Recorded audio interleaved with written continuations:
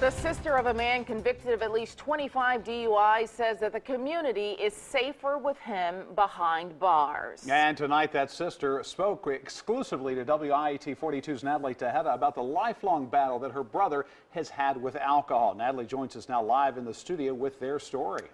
Well, Trent and Sherry, on Wednesday, David Lewis Lane celebrated his 56th birthday. He spent it behind bars just one day after being sentenced to 10 years for felony DUI.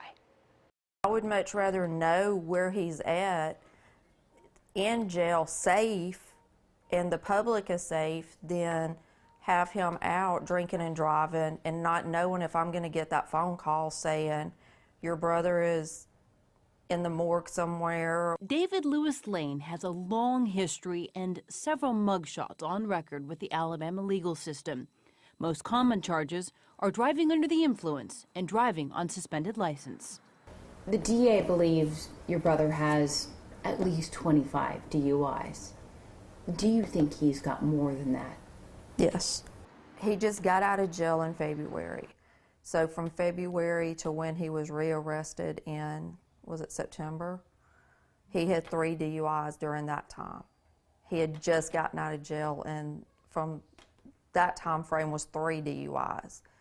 He had spent a year in jail because he had had 3 or 4 DUIs. Nicole says Lane's trouble started in his late teens and early 20s, but in the early days, cops were more apt to just let him go. Then as the family got older, Lane's drinking progressed and the charges began racking up. Most recently, a DUI accident with Jeffrey Densmore. Well, fortunately, when he hit me, he was only going 10 miles an hour making a turn. But I mean, it totaled my car. And if he had been going any faster, I would have been hurt a lot worse than I was. When Densmore learned of Lane's history, he was floored. It's a shame. It really is a shame that the laws of Alabama allow people like that to be able to get back on the road under any circumstances. Even with a few dozen DUIs, there is a reason Lane isn't locked up for good: Alabama law. Our DUI laws say on a 4th or subsequent DUI conviction, like Lane's, it will be charged as a felony, punishable by a minimum of 1 year and a maximum of 10 years in prison. The problem is the Alabama habitual offender law does not apply to these DUI convictions. So unlike other crimes, unless the law or severity of Lane's charges change, he will never serve more than 10 years per DUI.